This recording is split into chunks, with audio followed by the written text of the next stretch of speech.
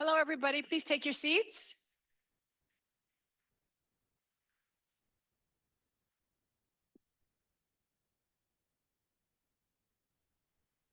Okay, good morning. The April 11th Board of Directors meeting is called to order. First, I'd like to ask our interpreters to explain how to access interpretation. Please go ahead.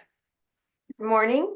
Announcement for the interpreter. To use the interpretation feature, please scroll the bottom of the Zoom screen where the meeting scrolls are.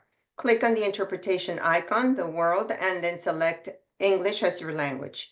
If you are joining through the Zoom mobile app, cell phone, tablet, etc., please press the ellipsis, 3 dots, then interpretation, and then choose your language. Finally, click on mute original audio to not hear the original Spanish in the background. Headsets are available for interpretation. If you are in the meeting room, please check out the headsets from the receptionist in the lobby.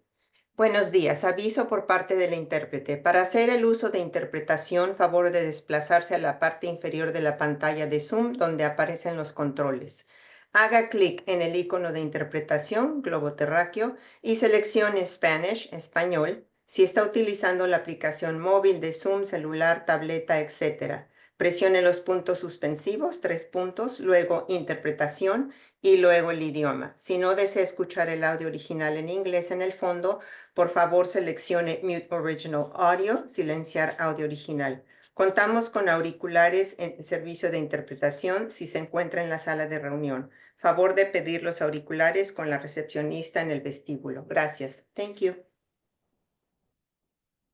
Thank you very much. I'd like to take a moment to acknowledge the land that we call home. The tribal nations of the San Diego region have historically faced injustices. We acknowledge the harmony that existed between the land, nature, and its original peoples, who have since endured displacement, persecution, and systemic oppression. We pay our respect to the unceded territory and homelands of the 18 tribal nations in our region, the most in any county in the United States, from 4 cultural groups, the Kumeyaay, Digueño, the Listeño, the Cupeño, and the Cahuilla. This land has nourished, healed, protected, and embraced them for many generations in a relationship of balance and harmony. As members of the Sandag community, we acknowledge this legacy. We aspire to learn from Indigenous traditional knowledge and experiences in undoing the injustices of the past. Now please stand and join me in the flag salute.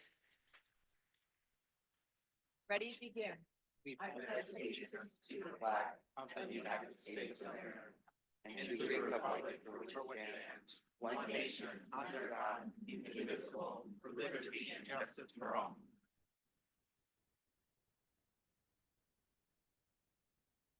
Okay, Michael, can you please confirm quorum? We have a quorum, Chair, with the cities of Chula Vista, La Mesa, Lemon Grove, and Poway absent. Very good. Let's begin with non-agenda public comments. Michael.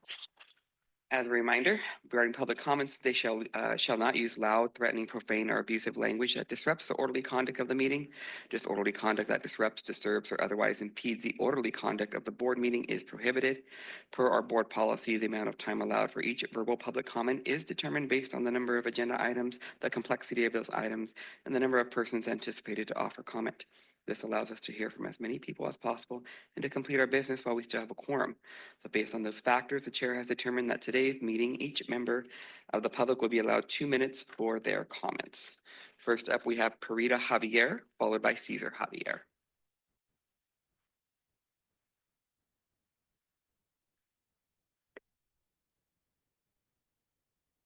Okay.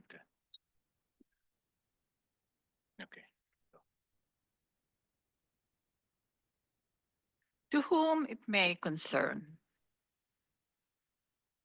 Patient Cesar Javier is 73-year-old male under my care. He has been diagnosed with the following: patient active, problem list, hyperlipidemia, prediabetes, chronic cough, exposure to air pollution, palpitations, obstructive sleep apnea, DM2, generalized anxiety disorder, HTN, hypertension.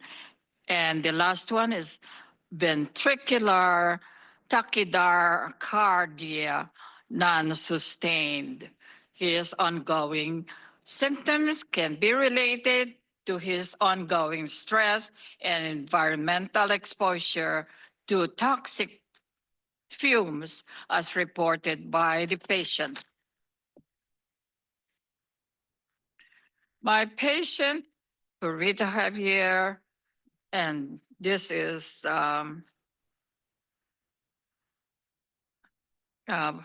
request my documentation in regards to how her surrounding environment affects her health. She lives in fear in her own home and avoids being outside. His anxiety has contributed to increased forgetfulness and elevated blood pressure. Her symptoms are compounded by moderate, late onset Alzheimer's dementia, in parentheses, G31. Thank you, Purita. Next is Cesar Javier, followed by allegedly Audra. Cesar Javier, these are the diagnoses of doctors Kaiser Permanente and Sharp. I told you the story of that weak link at the first meeting. This is the second weak link in the solution of this toxicity in a residential zone designated community. The implementers, the core city of San Diego, and I think other cities, unincorporated cities. The implementation is faulty. They allowed it in a populated area we call R1 residential zone. Please, Councilor Lacaba, Vice Chair, it's in a wrongful place, located in a populated area, constructed and operated there by homeowner, a member of the San Diego Pottery Guild based in Balboa Park. If you visit that area, Spanish Village, we have 3-4 kiln or oven. Wood fuel, electric fuel, and gas. When we meet people there, we told them, excuse me, don't go near that. Why? We are tourists and we are, we are free. There is toxicity. You look at that. Do you smell something? Oh, yeah. Oh, yeah. As a good citizen, excuse me, ma'am, you pass over here. If you want to go there, put mask. I think that's a right thing to do to our visitors. Sir Lacaba, Sir Lee, Land Use Chair, City Council Working Committee, this is an issue we wish you could easily, outrightly solve this. Thank you, Cesar. Your time has Policy change. expired. Next is allegedly Audra, followed by Truth.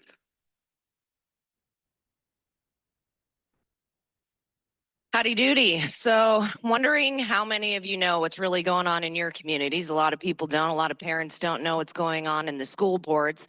Back last night, and it's probably going to be happening across the state. Yes, Rebecca, it was in San Marcos.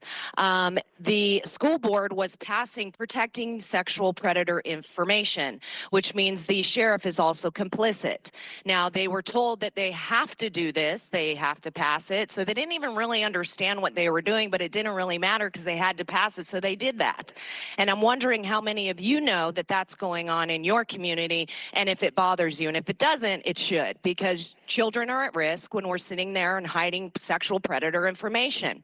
And also, there's going to be more and more families coming forward that have had their children kidnapped by CPS. In fact, a family came to the Board of Supervisors meeting on Tuesday and was retaliated against. It's pretty interesting. Tara Lawson-Remer called CWS forward to go talk to the family. So it's like, if you get raped, you're just going to ask the rapist to come and talk to the victim and settle things out, right? How good is that?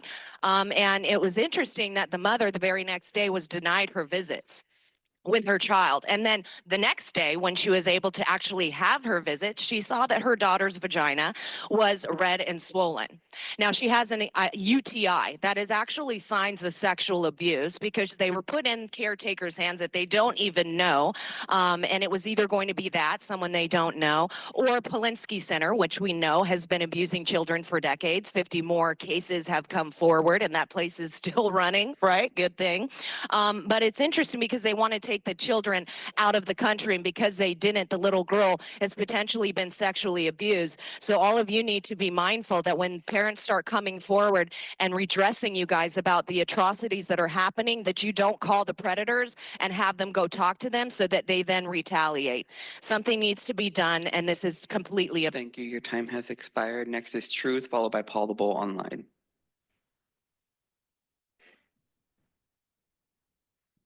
My mother texted me and she said this room is too big, call Doge immediately. Last meeting, City Heights CDC paid minions advocated for parents not being responsible for their own children.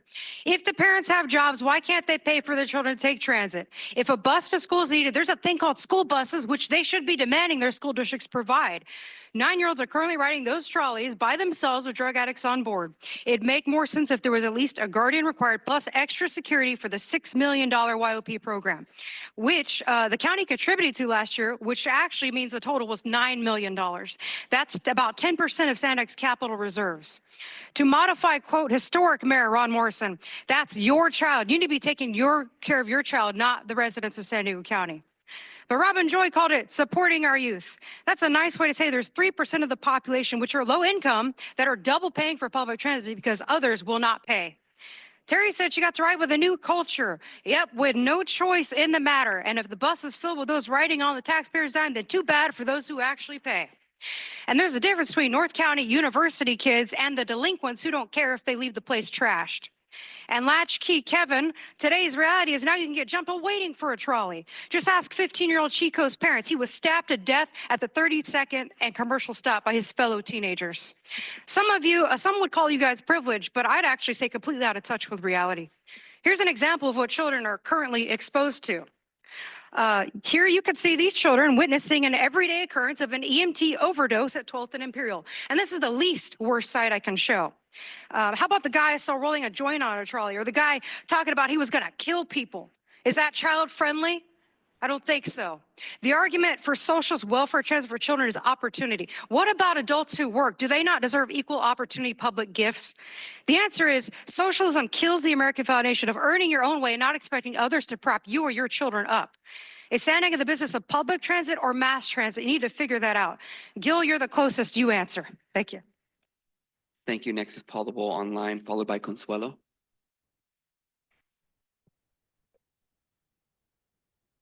SANDAG shouldn't be replacing sand, the Coastal Commission should.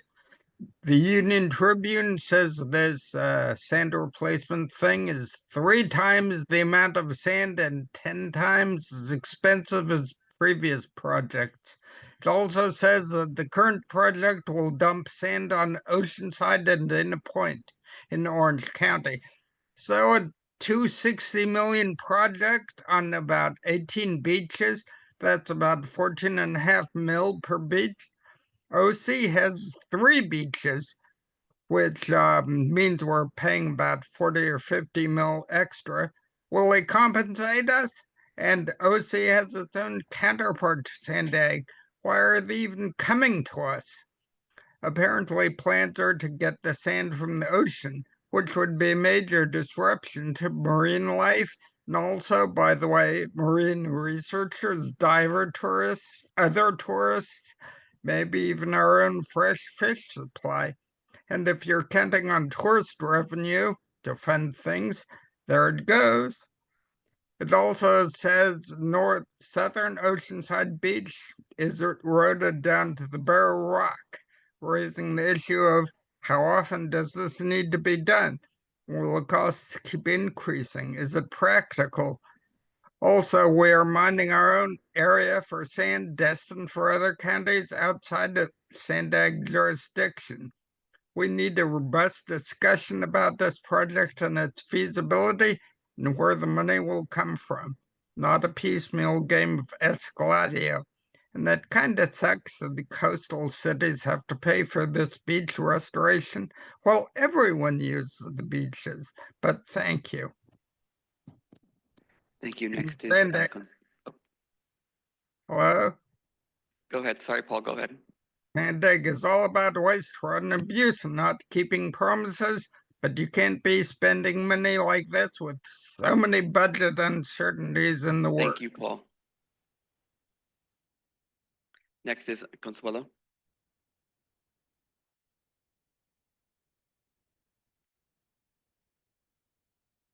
Consuelo, you're self-muted.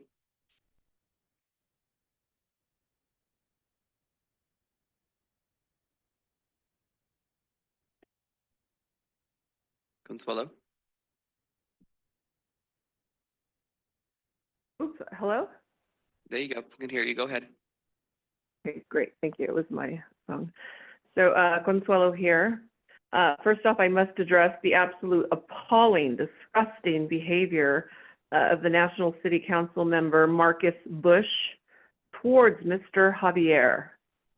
Fascists who act as though they're for democracy and freedom of speech. It was at an air pollution control district meeting. How, in fact, could he have been off topic? And if so, who cares? I mean, nobody gets involved in any of these, hardly anyone gets involved in any of these meetings anyways. You guys should be happy to have people show up just to listen to the same old nonsense. You all need to continue to be reminded who you should be working for and who pays you. We, the people. Next, I wanted to address, this whole sand thing, getting it from the ocean, that's beyond disturbing. I mean, it's talk about backwards. I mean, disruption of wildlife, disruption of our oceans.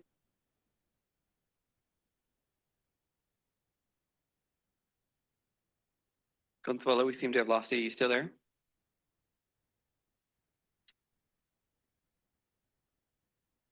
Consuelo? I'm here.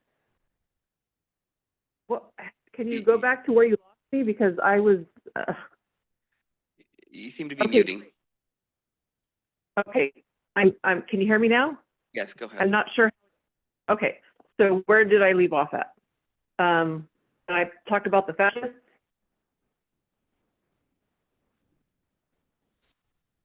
Okay, so back to the marine life. Okay, great. Thank you, Paul. So this whole thing, getting the sand from the ocean, beyond disturbing. Again, it's backwards. This is how government works. This is who we pay. And it is,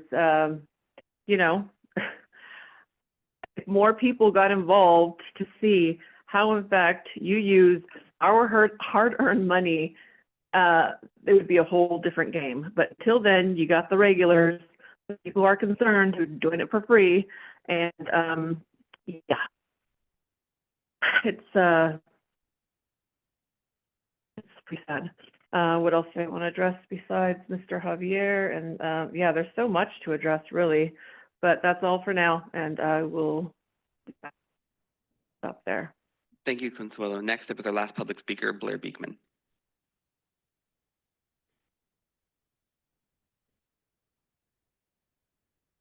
Hi, Blair Beekman.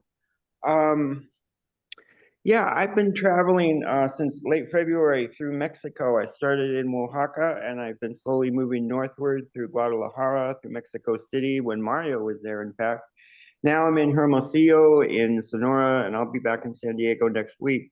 So it's warmer. I'm 55. It's just important to go deep into Mexico and see parts of Mexico for the first time in my life. It was really good. It was really just satisfying. Nice. I hope that Mario being in Mexico City can really bring back to the local level with ourselves and with local Tijuana officials, what was talked about and worked on, and it just becomes a regular part of our dialogue. And then it'd be exciting to learn, good to learn, just what good dialogue could be with the future of Mexico, Tijuana River Valley issues. Good luck how we can work on that. I'm thankful. It was a really interesting couple of weeks of meetings you had, the sand issues, the sustainable communities issues. Really good meetings this week, the past week. Thank you. You are inviting Orange County to the public meeting process of SANDAG. Thank you. It's a few times. It's been good work, and good luck in continuing to work on bringing different agencies into the SANDAG public meeting process. I think it's an awesome idea. Good luck with tech issues, biometric tech. I think just to make clear, once again, try to make that conversation open and clear with the public. We can't hide that conversation much longer. I know you guys want to, but really make the effort to be open and public with it. About the upcoming Lausanne rail issues that relates to the Orange County people coming to meetings lately. Thank you. I'll talk more about that at the meeting minutes consent time. Good luck in the meeting today. That concludes our non-agenda public comment, Chair. Thank you. Now on to board member non-agenda comments. Mayor Snow. My machine is malfunctioning. It keeps signing me up. Okay. So I don't have comments. You didn't mean to. Okay, so Yeah, you I might have keep on just doing pushed it. it's a toggle, so push the 0 again. And off. Okay, you're good. You're good. Now push it again. There you, no, there, you're gone. So, Okay, good. one time is on, then the second time is off. Got it. Okay. First Vice Chair Luqadda. Thank you, Chair. Just wanted to mention, I know that Mario will go into more detail about the recent trip to DC, but I was very honored to join the Chamber of Commerce in their annual trip to DC and make sure that our voice here locally is heard in Washington, DC, and they understand what our needs are and what the goals we have. I have to admit, I had pretty low expectations given all the uncertainty that is floating around DC, but actually the meetings with the individual departments I felt very productive. They are well aware of the good work that we're doing here locally, and they understand our local issues. So we were able to meet with the Department of Transportation, and I won't go into detail, Mario, I'll let you kind of go into more specifics there. But we met with Pete Flores, the Acting Commissioner of Customs and Border Protection, met with the Federal Railroad Administration, mostly focusing on how we're going to do NEPA for the Lausanne corridor projects, and also met with the, you ready for this, Deputy Assistant Secretary in charge of Western Hemisphere Affairs at the State Department, and had very good conversations about the Otay Mesa East Port of Entry going forward. I think the one disappointment is that the good folks at EPA would not meet with us, which I think was really an important topic in terms of the sewage pollution crisis that affects Imperial Beach, City of Coronado. But the conversations were very positive. They're very excited about the good work we're doing. And so it was a very productive trip. And in case anybody cares, between wearing my City of San Diego hat with our budget deficit and being respectful of SANDAG budget, I did pay my way both in transportation and the hotel. And I did cross 2 things off my bucket list: false fire alarm at 1:30 in the morning in the hotel, and getting stuck in an elevator. So I look forward to next year's trip. But again, I want to thank the SANDAG staff that accompanied us in the various meetings. They're really fantastic and really helped us to be very productive. Thank you, Chair. Thank you, Mayor Duncan. Thank you. I echo Vice Chair Luqadda's comments about the trip, and I thought it was very productive too. I just wanted to add one brief comment.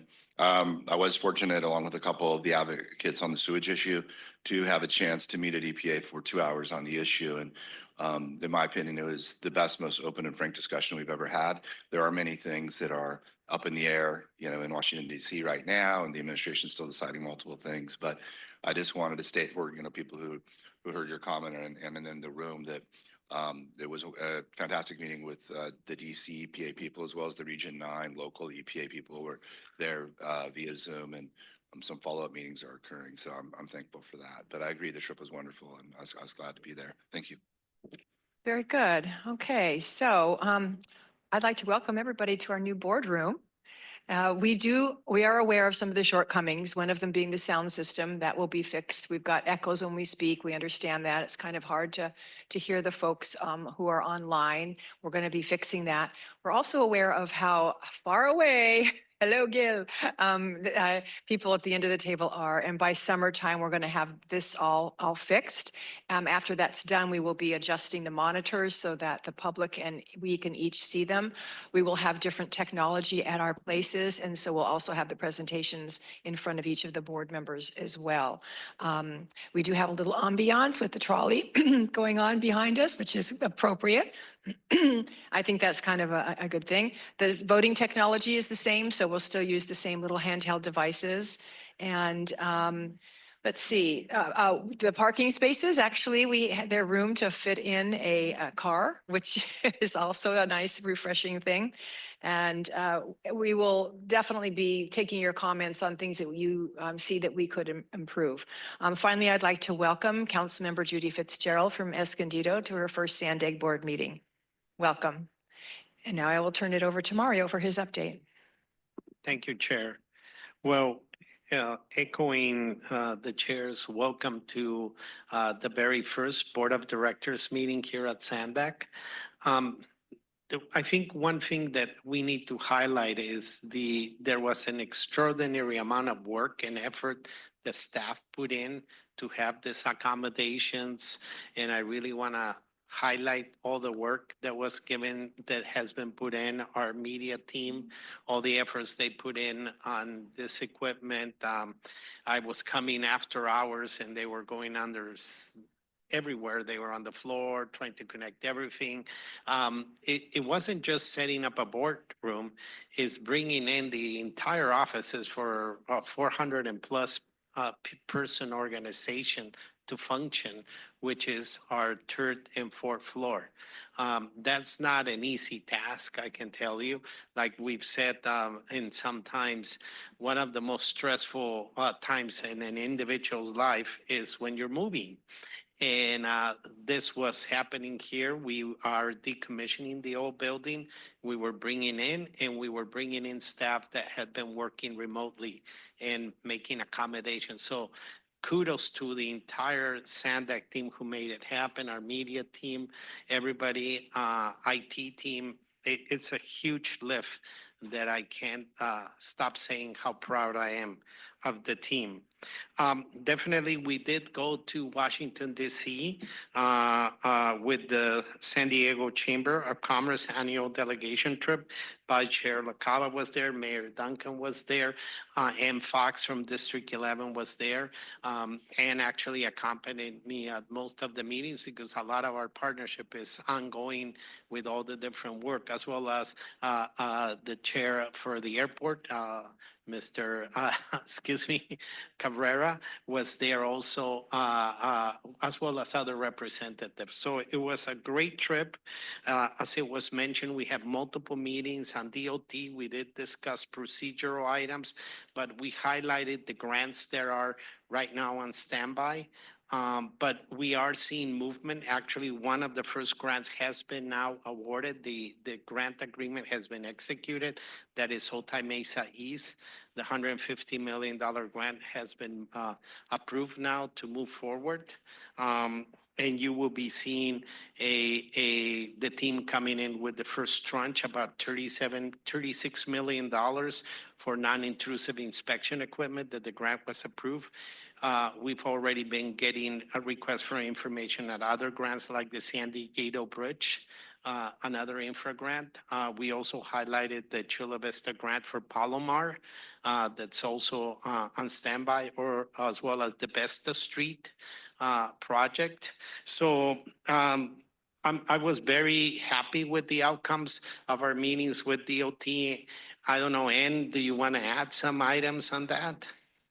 Yeah, thank you, Mario. And one thing, maybe what I'll start with is that one of our region's strengths is our close transportation relationships that we have, and kind of that acumen that keeps the San Diego region competitive for state and federal dollars, certainly.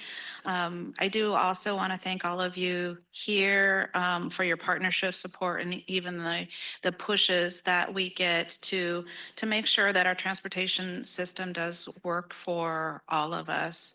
Thank you, especially Mario and your team for helping us be so well prepared in making this trip also. Very much appreciated for that. Thank you also to Vice Chair LaCava.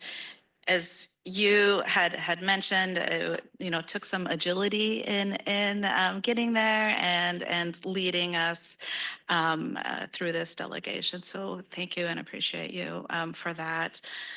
We even heard in our meetings with the U.S. Department of Transportation on this trip, and maybe it was tongue in cheek, but they did note that there's constant presence and pressure that we bring to DC.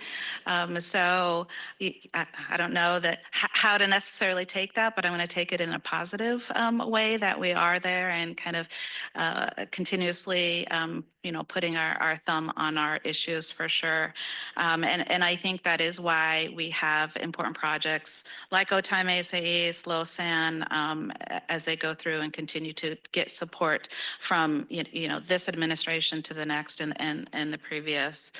From the state's perspective, we're certainly pleased to hear support from U.S. GSA, the General Services Administration, Customs and Border Protection, and Department of State for a border master planning process that continues to guide California, the region, the U.S. And Mexican governments towards a collective suite of projects and programs to move forward. This is and kind of always has been joint funding between the state and the U.S. DOT. So again, I think it was important to kind of keep that connection there. And again, it was a very positive trip. Very pleased to hear the support and as we move towards getting kind of final agreements put in place and hopefully much action within the next couple of weeks, and then we're ready to go. So thank you for allowing me space there, Mario. Thank you. No, on Otay Mesa East, one of the things that did highlight is on the grant agreement, DOT did ask us to edit out EV charging on the port of entry. We did that, and we will accommodate if there's needs for EV charging on the state side. We'll see how we accommodate, but that was the condition put in on the $150 million. We're also looking into P3 innovative ideas on the financing right now that the cost of money and bonding has increased. So that's other areas of opportunities that we're looking into. We also met at the Pentagon with the Assistant Deputy Secretary for the Navy. We did discuss projects that will benefit our region and the military jointly in building that partnership. So that was an incredible meeting. As Ann mentioned, the Department of State, we have multiple meetings with them, discuss OME, discuss the Tijuana River issue and how we can partner. So those were great meetings, as well as General Service Administration that basically gave us almost the green light to basically begin with the process of delivering Otay Mesa East. And then locally, as we've been discussing, the team has been engaging the planning department on going out on the different rapids that we're pursuing as a planning purposes. We have 6 right now, rapids that are being explored in a planning study. We did have a public meeting seeking information on Rapid Route 640, and this will be servicing San Isidro, Chula Vista, National City, and Barrio Logan. And I have to highlight in the Borders Committee chair did ask eventually to bring in some of the information that was presented recently, but I do want to highlight that the blue line is the workhorse of the transit system here. Moves about 2.1 million people a month. That's a huge magnitude of amount of people that were moving on the blue line. And that's what this rapid will be looking into compensating due to the blue line having some hours of non-operation. In addition to, like I mentioned before, MTS having expanded the hours of some of their routes after hours from the border to downtown. But I just want to highlight that number, right? 2.1 million of people are using the blue line. That is a huge amount of ridership, and that's why it's so important to look into rapids or other methods that will help the blue line. Patequitos Lagoon construction continues, but we will pause work within the lagoon for the nesting season starting April 26th. But we will be working outside the lagoon with building a retaining wall in Avenida Encina. Our back office still is being worked on, and we're still looking into bringing the new back office system online by the summer of this year. It's a humongous effort that we're going into, like I said, bringing in all the data, the technology, all the items there.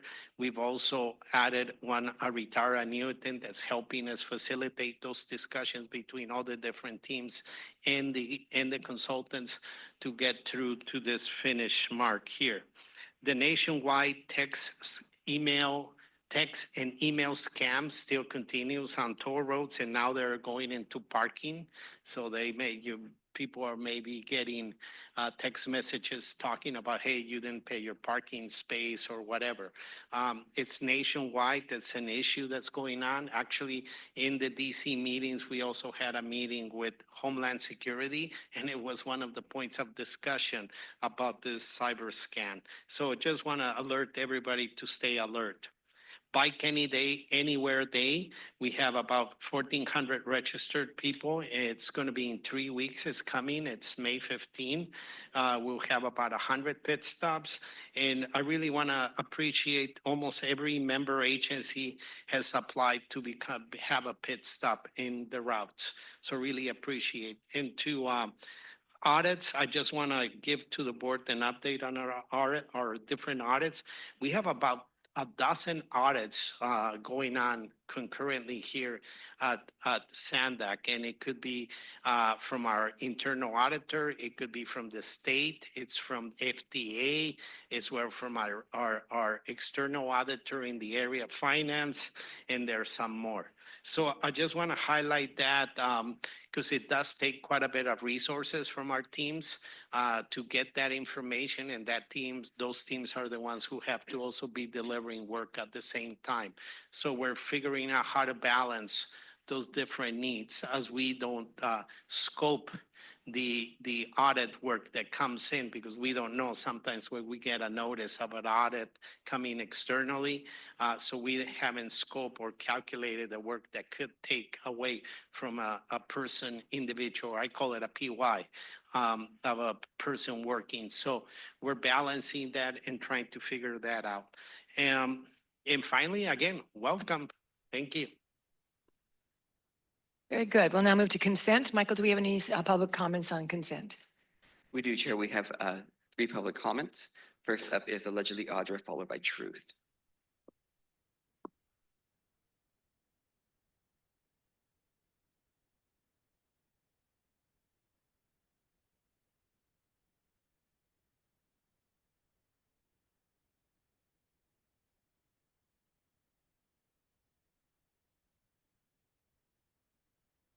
All right, so Policy Advisory Committee. You know, Mayor Minto, you told me that they were going to possibly be coming forward with something regarding the roundabouts and different things and fire hazards. Have yet to see it come, which is a little bit upsetting because this is a very huge danger. It's a public safety risk, and I feel like when there really is public safety risk, like we don't really mitigate them in a fast manner. We just kind of take our sweet time, and you know, when it comes around, it's fine. But you guys really need to be thinking about how your climate action plan is actually detrimental to people's lives. And it's like, I tell you this all the time. I mean, you worship this climate god and act like we have to save the planet. But when it comes to people's lives, you know, you move at a snail's pace because these roundabouts are not safe and they keep being implemented across the county. And that's a huge problem, especially when we know that there's already been people who have tried to evacuate and were not able to because of this. So the fact that we're not really addressing it in a fast manner to be like, what are we going to do? Instead, we're just keep implementing it, keep taking away lanes, keep lowering speed limits, like doing all these things that, again, impede people's ability to travel.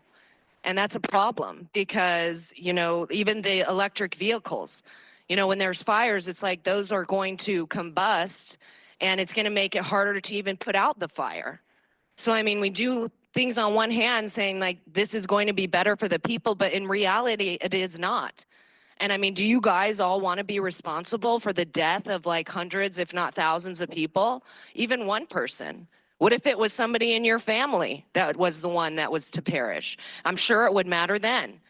And so it's a problem that we're continuing to implement things that are not good. And like, I like how Bill Wells will say it, we are doing a lot of stuff that the people don't want. Yes, you are. And you're spending our money to do it. And you're putting us in danger. Thank you. Your time has expired. Next is Truth, followed by Gambler Online.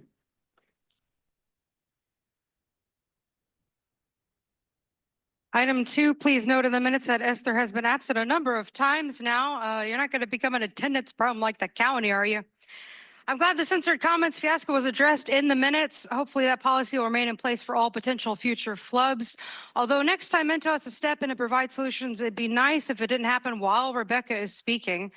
I would like the minutes to note under item 8 that a number of those speakers for public comments work for City Heights CDC, an organization that collaborates with SANDAG. For example, at the recent MTS Transportation Justice Expo, where they and SANDAG were both featured panelists. There should be transparency when an organized paid group is speaking versus an independent individual like myself. And the minutes say that meeting was only 1 hour and 28 minutes. So even with some extra talking after, I still had time to buy a gift for a mayor. Should I say who the mayor was? Nah. Item 3, the National Conference of Regions is an unelected and unconstitutional organization that needs to be immediately dismantled to restore the country and the county. However, if anyone's going to represent SANDAG at NARC, I'm glad it's the most senior mayor in the county, Ron Morrison, who's rumored to have been around since the early 1800s. He's incredibly experienced, is what I'm saying. He's also very quick-witted, patient, and humble, and he really deserves a lot of respect. March 5th, Lisa went to the Regional Leadership Forum a month ago. Did she learn anything? Was that the last in-person event you attended since being allegedly contagious? Hopefully you're feeling better now. Item 4, no to everything the executive committee just approved. Just so I can be a rebel, I guess. Especially the board retreat without a specified location that is apparently being negotiated. Who wants to potentially spend like 2 days together anyways? Don't you guys get enough? Man, what's wrong with you guys? Thank you. Next up is Gambler Online, followed by Paul the Bold.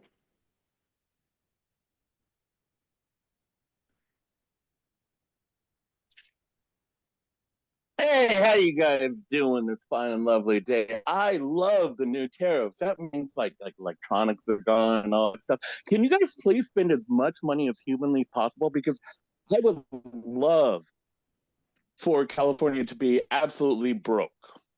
That would be awesome. I mean, because, you know, that whole train rerouting thing, you're spending like 8 million, that's what you're going with. When you could combine like all 3 of these routes and spend 4 million and have everyone happy. But you don't want to do that. You want to spend as much money as possible. You don't want to impede on the Del Mar Fair because Del Mar Fair is giving you guys land to build houses, right? I mean, not you. I mean, the people you guys work for, not the people. I mean, the building organizations and all that stuff that tell you it's a great idea to put these roundabouts in instead of a red light that actually stops traffic instead of a roundabout where people go speeding through, honking their horn, being as loud as possible every single time going through these, you know, causing a disturbance. You know, I don't know anyone who is doing that. But I'll be driving down the roundabouts in a very, very short period of time. It might be a little loud. So, yeah, I do appreciate the fact that you are making it faster for me to go through these roads with the roundabouts because there is no stoplight, there is no stop sign, there is no nothing. I could just haul ass. Not like you have a cop there. And then fuck the people, right? Because your idea is just to spend money, not to actually save lives, not to actually do anything, not to actually listen to the people. So enjoy your computers. They're probably going to cost twice as much money. All the toys, major companies going down. Thank you, Gamble. Your time has expired. Next is Paul the Bold, followed by our last public speaker, Blair Beekman.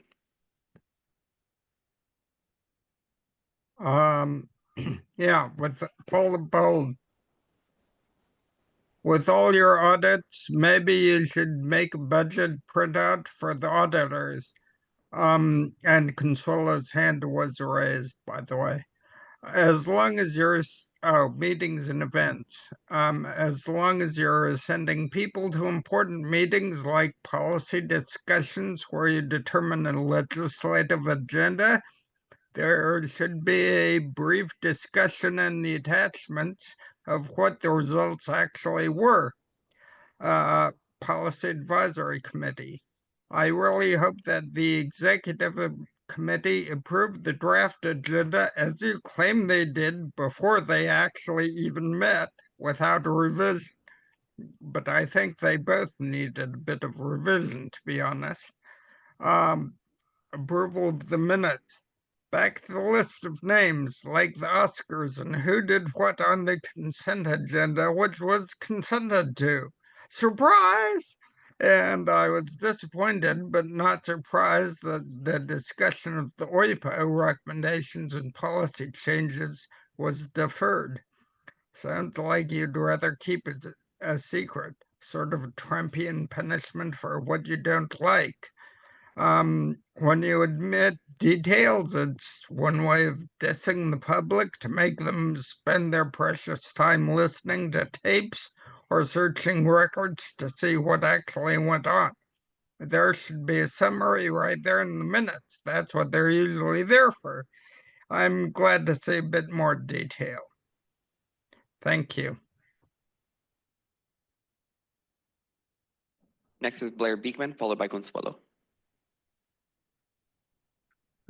Hi, thank you, Blair Beekman. I wanted to speak on the meeting minutes and what was spoken about at last Board of Directors meeting. It was very nice that you guys spoke on it was public budget issues, budgeting issues for the next year. And so you talked about LOSAN project issues and how exactly that's what funding is actually going to be going for. And it was just a good conversation. Someone asked, to clarify what exactly, how money is going to be spent for LOSAN projects, there's going to be like actual in-ground shoveling beginning of projects. And it was kind of a surprise. Mario tried to clarify that a bit, and he did a pretty good job, I think. I think for the first part of this upcoming year and fiscal year 2026, it's just a matter of study things. Good luck in keeping those sort of efforts in mind and clear for us before we start the shovel-ready projects. It's important, I think, and what I may not have fully clear yet, but the yellow rail line to be considered for the future of the LOSAN project is being possibly moved up north, which means that I would think you'd have to be discussing with the Del Mar track people how to bring the rail through the track area and to avoid Del Mar homes and to also avoid the lagoon areas more. So technically, that would be an awesome job by the Del Mar Racetrack. They're doing that sort of work and effort for all of us. Good luck that they really are and those conversations are happening. Thank you. I also wanted to quickly offer that it's important to me that with the double track system you're thinking about, we only use one track and that we parse, all the rail use, freight, passenger, military into different parts of the county. Thank you. The last public comment is Consuelo. Go ahead.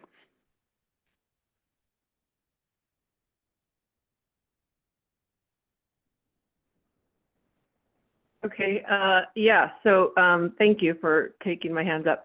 And also thank you, Blair, for calling in from Mexico. You're always so awesome just for being involved and on vacation. I mean, like, you blow me away, guy. So number 2, meeting minutes. Again, when details are omitted, it's one way of not only dissing the public, but it's not being transparent, furthering the trust of the public, as if that could be possible. Also wanted to address what Mario had said. Well, just, you know, the Tijuana River sewage issue, discussing. Mario's favorite word. SANDAG is just always discussing projects and not completing them with success. Make the ones responsible for the shit, literally responsible for their shit, to pay for this shit. And you know, it's always disturbing when you guys are sending people to these supposedly important meetings that go on anywhere but in this county. It's just obvious that it's not for the people of this county. And like Gambler pointed out, it's evident who you work for, and it is not for the people. So amen, Gambler. Let's see. It was funny to hear 1,400 registered for the bike day. Let's just see how many people actually show up. And yeah, not very equitable for the disabled either, eh? And let's just hope nobody gets killed on that day, because I will be the first to holla. Anyways, thank you. That's all I got for this. That concludes our public comment, Chair. And just for the record, we have Chula Vista, Lemon Grove, and La Mesa now present. Very good, thank you. Board member comments on consent. I see Maria Jones is up. They're phantom pushing for Lemon Grove and San Marcos. Okay, may I have a motion to approve consent, please? So moved by Sanchez. Moved by Sanchez, second by Minto. Please vote using your devices.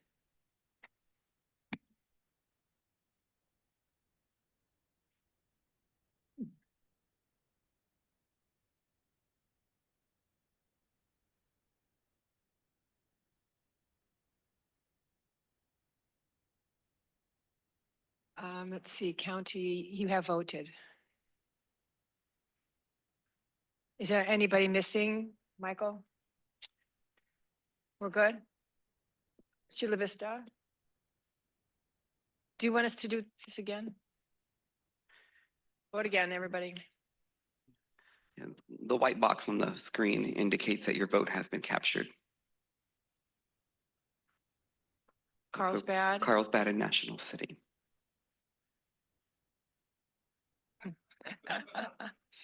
Luz, you got it? Okay, very good.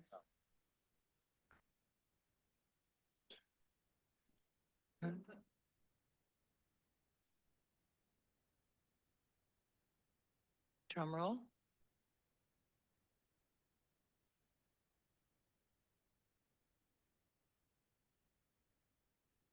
It should be items 2 through 4. Good call.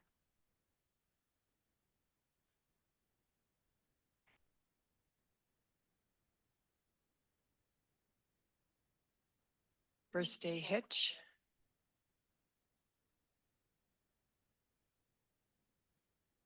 Shall we do a voice vote?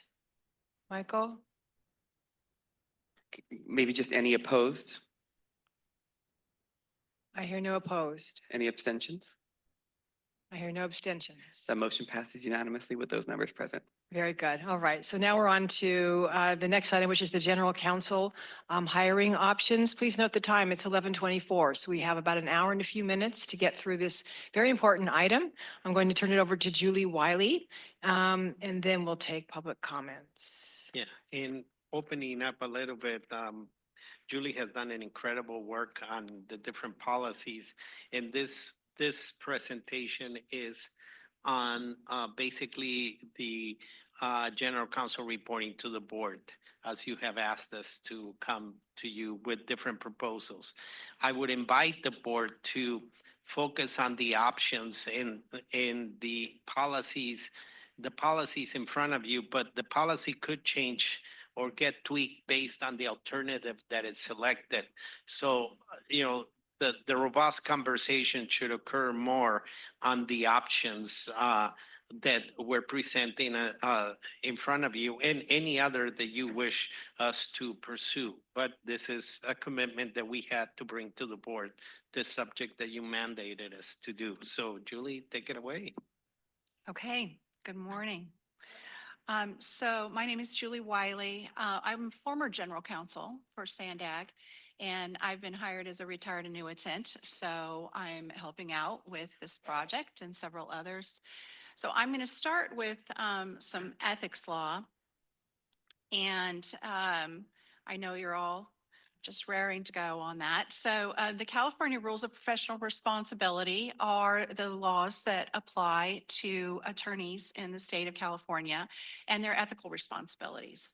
So Rule 1.13 says that when an attorney represents an organization like SANDAG, the client is the organization as a whole, not the individual constituents who interact with the attorney on behalf of the agency. So when individual constituents like the CEO and board members do not agree on how to proceed, California law says the attorney is required to go to the highest authority in the organization for a decision. The California courts have held that when there is a governing body like a board of directors, that a majority of those board members serve as that highest authority. This is why at most local agencies, the governing body, for example, your city councils or board of supervisors, they're in charge of hiring, evaluating, and firing the lead counsel unless they're in elected office. So when there's a split of opinion between the CEO and the SANDAG board, this has been a challenge to navigate for the general counsel at any time, but it has added another layer of difficulty when the CEO, instead of the board, has held the authority to decide on the general counsel's compensation, discipline, and whether employment should even continue. As depicted here, it has the potential to divide the general counsel's loyalty. This friction will be mitigated by having the SANDAG board serve as the appointing authority for its general counsel. Outside counsel has advised the board that since the CEO's authority is subject to the direction and policies of SANDAG as approved by the board can modify board policy to retain authority over the general counsel's position. Having the general counsel appointed directly by the board also would be consistent with the grand jury's recommendation. So that brings us to the proposed amendments to board policy number 8, starting on page 19 of the agenda packet. As Mario mentioned, this language is just a starting point and can be adjusted on your feedback, based on your feedback today. The language proposed in section 3 would make the board the appointing authority for the general counsel role. Currently, it is set up for one attorney, but that can be modified. Section 3.2 addresses what would happen in the event there is ever conflicting direction to the attorney by board members and the CEO, and the general counsel needs a vote by the board to get clear direction.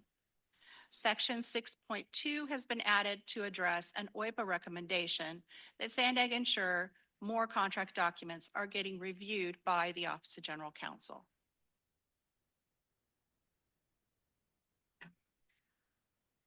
Assuming the board intends to be the appointing authority for the general counsel in the future, it then must decide whether to hire one general counsel as an employee via recruitment or to hire 2 attorneys, with one focused on board matters and hired as an independent contractor via a request for proposals. 8 other agencies across the state, including MPOs, councils of government, transportation agencies, and 3 other member agencies were surveyed or interviewed to evaluate the pros and cons of these 2 models. Results from the surveys and interviews are summarized in the report and in attachment 2 of your agenda packet on page 28. A few of the agencies' research use independent contractors rather than employees, but their situations do have differences from those at SANDAG, which the board may want to consider. For example, SACOG, which is a much smaller agency than SANDAG, uses an independent contractor for all of its needs. Also, OCTA has contracted for all of its legal services. It has a 15-year contract with a 15-year potential amendment opportunity. And that is something that SANDAG's current policies would not allow for. And then there's SCAG that has divided up the responsibilities between two general councils. They have an 86-member governing body, and they determined they wanted to have an extra attorney to focus on nothing but the board members and their needs. Also used in the research was a League of California Cities 2022 report on the relationship between local governments, governing bodies, and their chief legal councils. According to that report, 469 of 482 city councils directly appoint their city attorneys in California. Generally speaking, the smaller cities that do not need full-time legal counsel tend to hire their attorneys as outside counsel, and bigger cities tend to hire them as employees. Employee and independent contract models for legal counsel are both workable for SANDAG. The independent contractor model will require planning to identify where the role of outside board general counsel will end and the roles of SANDAG's in-house attorneys will start. SANDAG currently has 5 in-house attorneys that are employees working in the Office of General Counsel. They would not report to an outside general counsel if that is what the board desires to do. The outside attorney would have to rely on the discretion of SANDAG's in-house attorneys to be briefed on most things, because the outside attorney would not be overseeing the work of the attorneys who are SANDAG employees. If the independent contractor model is selected, the scope of work for the RFP, request for proposals, will need to designate which work will be performed by the outside attorney versus the attorneys in the Office of General Counsel. In addition, we will need to make sure that we take more initiative in planning to ensure that the general counsel that is available and present for SANDAG meetings when they're needed. We will need to do some staff coaching to make sure that staff understand they need to be open with outside counsel and provide full information to that person. And we will need to make sure we are carefully defining the role of the board's general counsel for purposes of staff, the public, and in the event of litigation. This slide and the report outline some of the pros and cons for the two options. An independent contractor coming from a law firm may have a deeper bench of attorney knowledge to draw from. And if a relationship sours between the board's general counsel and an independent contractor, terminating that contractor may be easier than terminating an employee if that's ever necessary. On the other hand, with an employee as an in-house general counsel, they can serve multiple roles, including supervision of the in-house attorneys. They will have an open door availability, and they will not have other clients besides SANDAG vying for their attention, and are unlikely to have any conflicts of interest since they will only have one client, SANDAG. In addition, in-house counsel can spot red flags by observing staff conduct and discussions on a first-hand basis. The outside counsel model could reduce institutional knowledge about the board's preferences and advice that has been given to the board in the past. Cost is also a factor to consider. For an employee as a general counsel, the amount already budgeted, including benefits, is between $370,000 and $580,000 per year. If outside counsel also is hired for the board, the additional cost is expected to be a minimum of $192,000 to $250,000 per year, and will depend on how broad the role is made in the request for proposal scope of work for outside counsel. The board also might want to consider the estimated hiring timeline and the limitations on involvement of the full members of the board that would apply if the RFP process is used to hire an independent contractor. This step shows the hiring steps associated with either model, starting with changes to Board Policy 8 and ending with the interview process. What is showing on this slide are the various options for you to discuss. Staff asked that the board discuss the proposed Board Policy 8 amendment language and decide whether to hire 1 or 2 attorneys, whether to use a recruitment or RFP process, and whether the CEO should have appointing authority for the staff general counsel role if that model is selected. Thank you, and I'm happy to answer any questions. Thank you, Julie. Michael, we'll go to public comments. Yes, we have 3 in person and 2 online. First up is Truth, followed by allegedly Audra.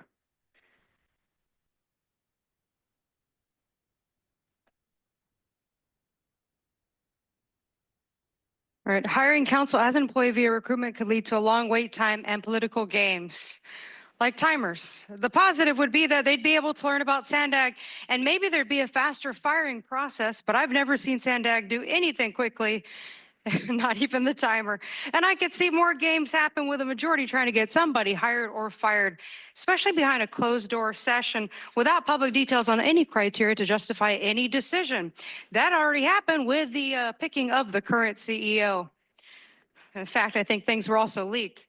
Hiring counsel as an independent contractor is more likely to cut out the politics, but will be much more expensive and get SANDAG stuck into a years-long contract, unless it's written in there specifically that it's not going to be a years-long contract.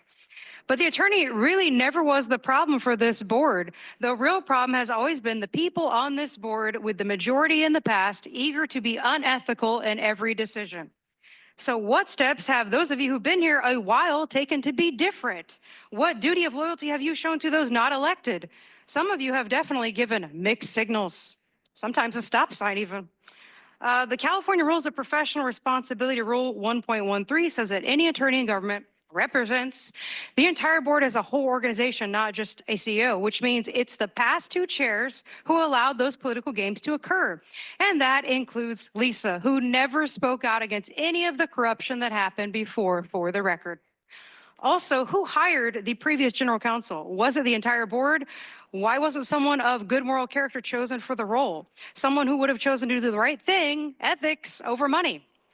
Are SANDAG's contracting policies going to be changed to pay for this? Because it's mostly the board's fault that there's been so many games in the past, and maybe you guys should take a stipend cut in order to fund this new venture. Or maybe just quit wasting our tax dollars on empty slime green bike lanes that apparently go against Sean Duffy's vision for transportation spending. We could take care of 2 financial issues and also save a lot of misspent money, something to consider. And SCAG's model sounds like a hot mess. So I would like to offer up a Lemon Grove experienced opinion and say no to that option. Thank you. Next is allegedly Audra, followed by Cesar Javier. Does it really matter what you guys do? Because it's all fraud, waste, and abuse and racketeering. It's so crazy when you start to uncover and pull the layers off of everything that's actually happening in San Diego. And I mean, you're kind of swaying to go towards in-house, which then obviously you guys can hide stuff more, which is nice. And if your attorneys were ever doing what was right, they would be telling you the things that you're doing illegal, like silencing free speech, like, doing all the things that you guys were doing with the illegal immigration, like Gil. I don't know if you're in the racket with Summer Steffen, Jim Desmond, Nathan Fletcher, potentially Joel Anderson and Todd Gloria. It's a huge racket. You guys all use the same treasurer, Nancy Haley, and have similar campaign transactions, not necessarily you being exact, but when you're working with Summer Steffen to bring in the Afghan evacuees through the airport, right, trafficking people into our nation, those are things that should be addressed. I mean, there's a lot of things that you guys do that are, your attorney is never going to tell you. Like, the idea of having an attorney is to cover your ass, but not really tell you what you're doing is illegal. It's to cover it up and hide it and make sure that nobody really does anything about it. But there is a huge racket going on in San Diego, and it's pretty sad to see that our DA is involved, and other members of councils, and, putting money into dirty PACs just to get it all around and spread it out pretty nicely. You know what I'm saying? And so I just don't trust that any attorney is actually going to do right. And we're just going to waste a bunch of money so that things can continue to go the same way that they have been. And, you know, people suffer at the cost of your guys' decisions. So, I mean, doesn't matter who you pick. Same old, same old, same old. And, but yeah, you guys should be interested in the racket that's happening. And so, Gil, it'll be interesting to look into you and see why you were engaged in that little racket with the illegals. Thank you. Yeah. Your time has expired. Next is Paul the Bull online. Or sorry, next is Cesar Javier in person, followed by Paul the Bull online. Thank you, SANDAG. Cesar Javier, this is my thought, our thought. Budget determines the quality. The presentation is clearly narrowed down to recruitment, meaning we select people or one individual or more, and number, or simply hiring, like buying spare parts ready-made to fill in that system. Is there any other way? Perhaps like recruiting from amongst our thinkers and form that council for the function of legal nitty-gritty work. Why not? We have a robust governance, countywide, citywide, incorporated, unincorporated. Why not? That's my plea. I think that's rational one, the righteous, if only to save precious resource as we are now in a crisis, economic crisis, tariff crisis, etc., etc. Why not? We have Harvard representative. Yes, sir, we recognize that. And thank you for your presence. That would serve as a light. Why not? Let's develop our own resource. This is the time to show our intelligences come up. Like, for instance, the CEO. Like, for instance, we have city council members who are attorneys. And in the structure of the cities, we have Thank you, attorneys. Cesar. Your time has Thank expired. you. Next is Paul the Bold, followed by Consuelo online.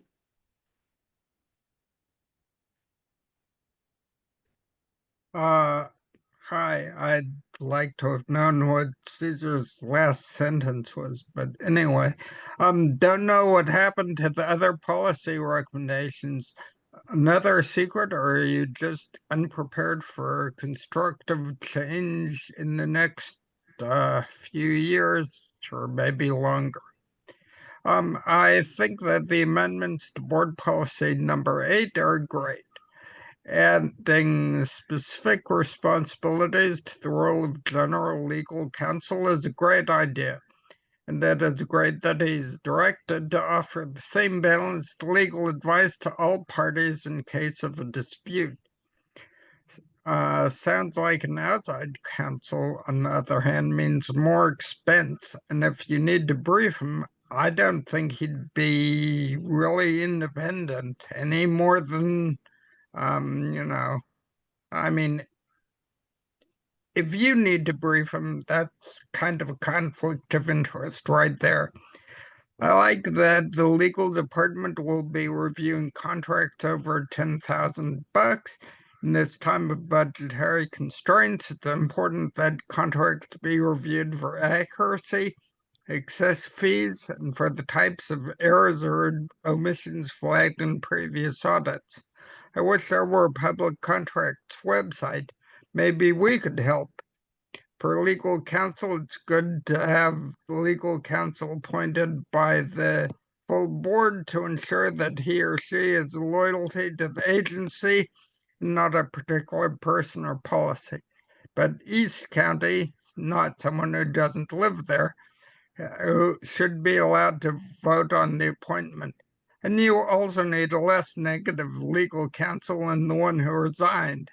John Kirk was a really big downer. Maybe the next legal counsel Thank you, can Paul. Your get time in. has expired. Next is Consuelo.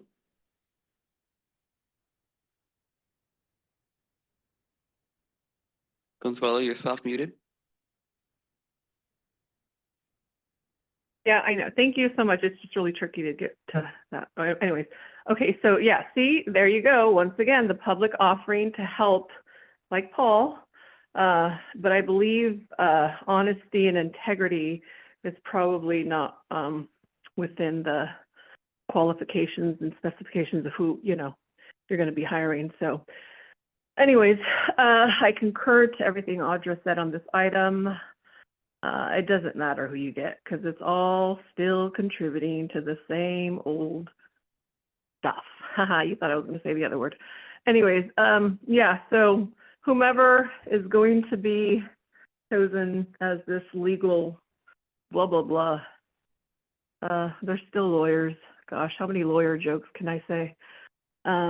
Anyways, that's all I got. Thank you, Consuelo. Next up Thank is you. Gambler, followed by Blair Beekman.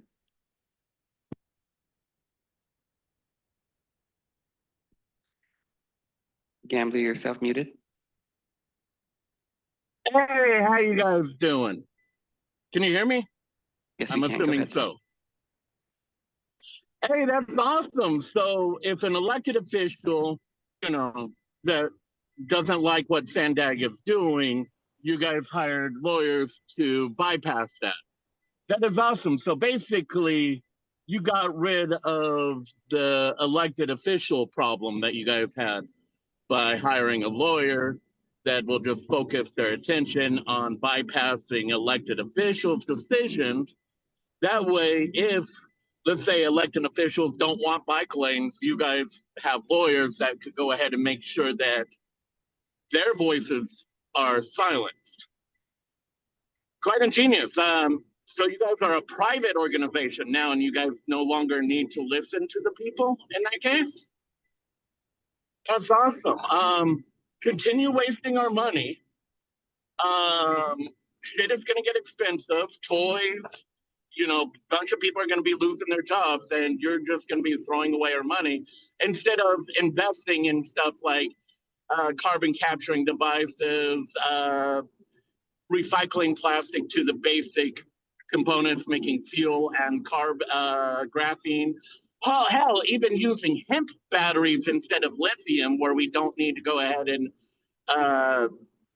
use slave labor to go ahead and mine materials and, you know, destroy the world. But, you know, let's ignore the things that would actually help and let's focus our attention on things that make your guy, you know, who you work for rich, right? Fuck the people, because the people mean shit now because elections are faulty. You guys could do whatever the hell you want. You guys have the lawyers, the judges in your pocket. So right now it's just free game, right? Thank you, Gambler. Your time has expired. Next is our last public comment, Blair Beekman. Hi, Blair Beekman. I'm not fully understanding this issue. I'm not fully understanding the process, the PLA process that local cities often go through with union contracts. Can these kind of concepts be related to this item and how a selection process is developed? I just thought I would ask, in the same way that the PLA selection process is brought together, is there some way to organize a selection process for this sort of item, and any practices of the PLA process, can that be applied to this item? That's I guess my question. If that's how, yeah, I think that's it. And then from there, to talk about procurement ideas, the work that I do with tech accountability, the procurement process to want to work towards, good civil protections, good civil protection ideals, human rights ideals, civil rights ideals, the ideals we apply to, to make sure that we don't hire contractors deeply involved with building our future private prison systems and things like that. We have a whole setup towards that. To work towards those good ideals and good practices in our procurement process is incredibly important that I thought I'd just mention at this time. So those are my 2 cents in how to consider this item. Thank you. That concludes our public comment, Chair. Very good. Thanks so much. A couple things. First of all, we had to clear the queue, so I only have Chula Vista up. If you would like to speak, please push your speak button again, which is the 0. The second thing, staff, could you please put up that last slide? So that we can focus our comments on that. And so I just kind of want to go quickly through this, and let's focus on these items. Any policy that we would have, we've got something here now, but that may or may not apply depending on what we choose. So let's focus on what we choose. So if you look at the first option, it's 1 attorney for both the board and the staff. And so the board would be our stuff and the staff is like litigation, right away and all of that. Both of them hired by the board of directors. The second option is that there's a board counsel, an independent person, and an in-staff person, 2 different people, but both hired by the board of directors. The third option is there's an independent person and then an in-staff person. The independent is hired by the board, the in-staff is hired by the CEO. So those are generally our options. So if you could speak to these and if there's some hybrid that you could come up with, that's perfectly fine too. So I'll go to comments. The first is Chula Vista, Councilmember Chavez. Thank you so much. And I just want to thank staff for bringing these options forward. I also want to say what a wonderful job Alfred Smith has been doing, a magnificent job. And saying that as public servants, our ability to uphold the public trust depends on having clear lines of authority and accountability.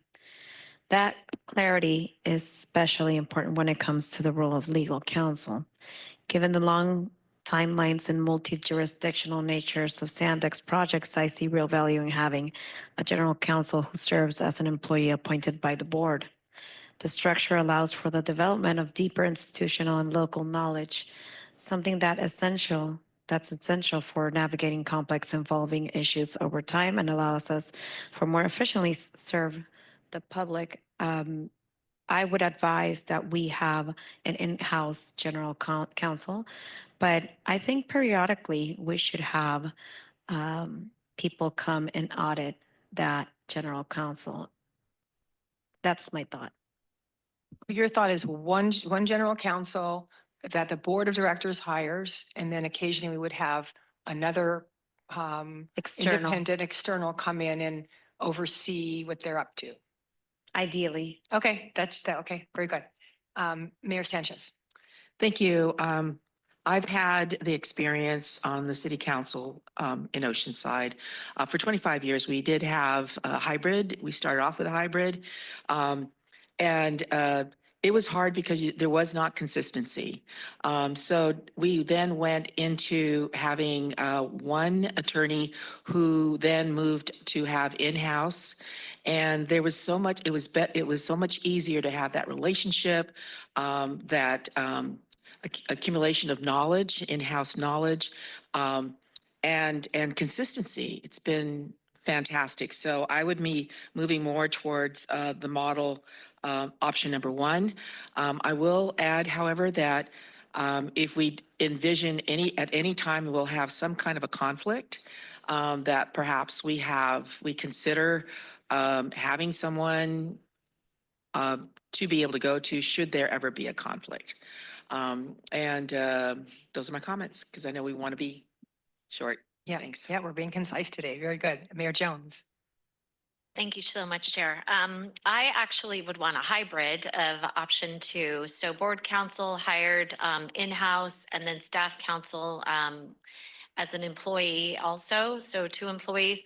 The reason being is that, we've talked about this a lot when it comes to land use, and there could be a conflict between SANDAG's goals and then the city's goals. I think that it's important for us to have someone that that represents us when I say us, I mean all of the cities, and that might conflict. So I wouldn't want it to be the same person. Thank you. Thank you. Very good. Support Board Member Dan Malcolm. Thank you, Chair. In over 20 years in public life, both as the city council member now as a port commissioner, I've seen both models. And I would say my experience last 15 years in the port would lead me to believe that option number one would be a better option for SANDAG. SANDAG is a very large organization. We should have an employee that is dedicated to this agency. The complexity that we deal with, we need somebody, I believe, that's a full-time counsel.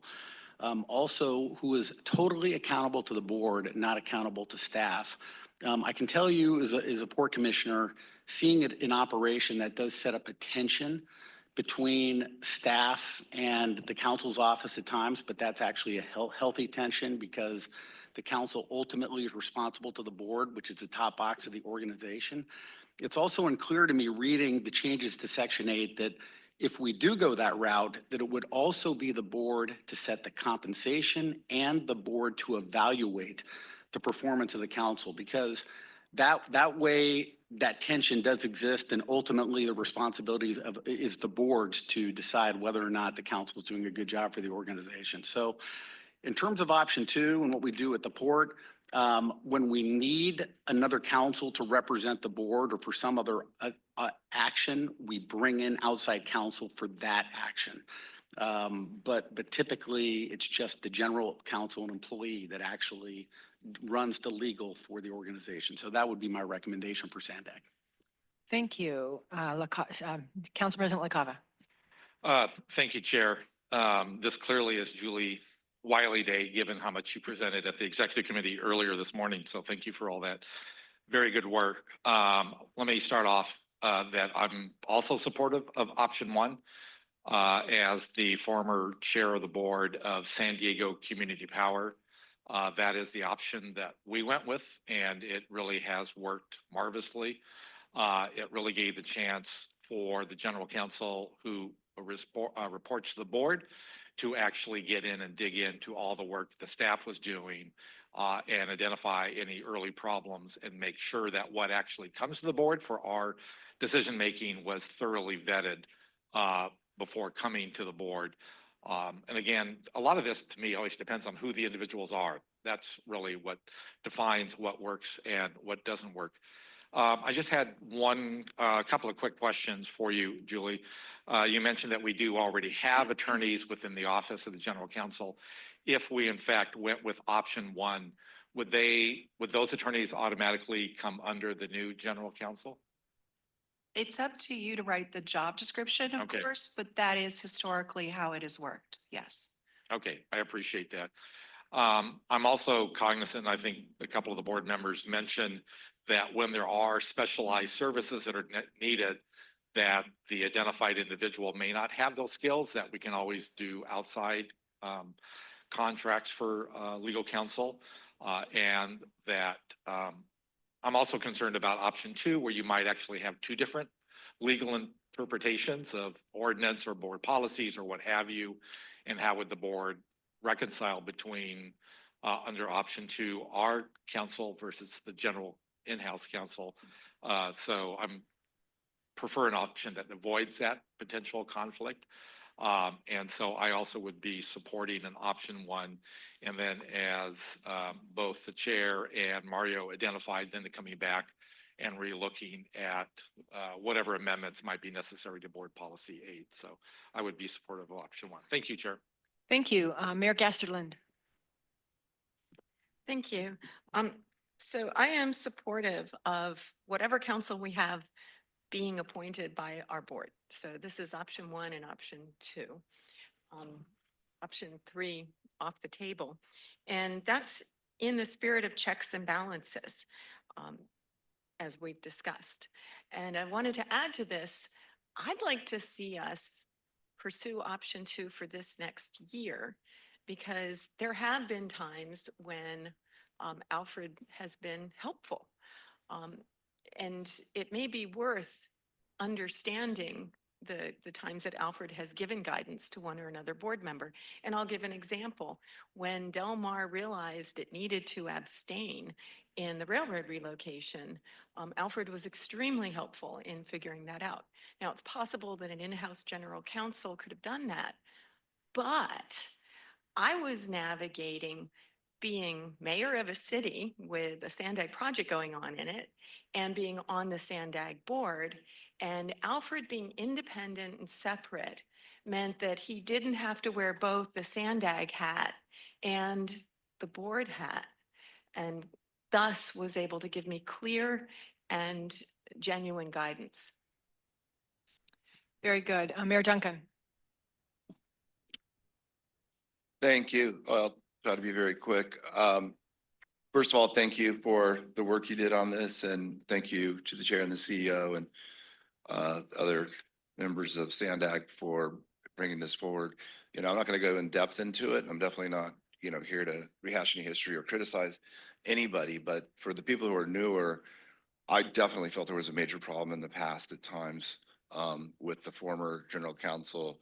And I'm saying this to highlight what I felt the problem was. It's nothing personal against him or anything, but I felt that at times the general counsel was used to hammer certain things through SANDAG. We haven't had this in a long time, but we had board items where it were close calls. We didn't quite know what to do. And then we were told by counsel that basically you have to do this, or this is 100. And it almost felt like he was being used as not, in my opinion, as unvarnished advice to the board. So I appreciate the moving forward with these options. I do think that having the general counsel report to the board of directors, being hired by the board of directors and being reviewed by the board of directors is essential. And so that seems to be the change in all of them. I'm a little surprised not to have an option 4, and maybe there's a reason why our advisor can tell us. But for me, an option 4 is you could have a general counsel for the board, and you could have a general counsel for the agency that are both employees of the agency. And that's not an That's option 2. Isn't that option 2? Well, Independent that's independent contractor. That's not employee. Okay. Okay. That's a good point. Okay. And you can handle it, somewhat fairly easily to address Councilmember LaCava's or Vice Chair LaCava's comments about the dispute, because they don't all both have to rule directly on every single thing. They can have certain different duties. I am a little bit concerned. I know you don't want to go too deep into the procedures, but I like more oversight. So don't take this the wrong way. But if that general counsel is going to review every one of those documents, I'm a little bit concerned as the way it's defined, more than 10,000, et cetera, about that amount of work, which could be quite a bit. But if you had a staff general counsel and then a board general counsel, it could alleviate that by separating some of the duties. Obviously, I'm willing to go with whatever I'll obviously be supportive of what this overall board does, but I did just want to mention that because it is a possibility that I think almost might be the best possibility to have them both as employees. We could, and I think Ismail Gastelum was saying, one way or the other, I just want to remind the board, in my opinion, unless there's a reason not to, that either having one general counsel for both the board and staff as an employee or doing, as she described, option 2, after a year, we can refine it. We can change it if we decide to. But again, just the culture change that we've had, it also was hand in hand with the weighted vote constantly being used. So I really appreciate that culture change. And I just want to point out one thing, if any of the board members didn't see it, on policy 8 at the bottom, there's a footnote that says, should a vote of the board be required to determine the majority opinion, the vote will be made by tally vote, with each member agency being treated as a constituent acting on behalf of SANDAG. So I appreciate that comment or footnote, that part of the definition as well. So those are my comments. Thank you. Thank you. Mayor Ehlers. Yeah, so the job of the general counsel is to represent the entirety of this organization. And I always find it in organizations when you have split responsibilities where you, in option two, I don't see how that's going to work in the long term. Not only do they have to represent this board here, but we have a lot of subcommittees. And there is not a single human being that could be at all the subcommittee meetings and representing it. I think that calls for a general counsel organization. It sounds like 5 deputy councils that should be under one umbrella, under one authority. I do agree that it should be hired, that the general counsel should be hired by this board because we represent the entire entity, and so should this council. So I'm for option one. The option two, I think that runs into problems there. I really do. I think you have 2 masters or it split masters and it just won't work. I do appreciate the fact that Mayor Duncan brought up the footnote. I'd rather see that in the body. Anytime I put a footnote in, it's to explain something that doesn't have to be in the main line. I think that belongs in the main line, right where it should be. Anything else? And I think we've already spoken about in-house could always hire, and I absolutely expect them to hire special counsel for special topics. That is standard procedure in every one of our organizations. So I would go with option one as an employee, and then have the entire general counsel office report into that group and have and be responsible to us. So thank you. Thank you. Councilmember Molina. Thank you, Chair. Thank you, Chair Hebner.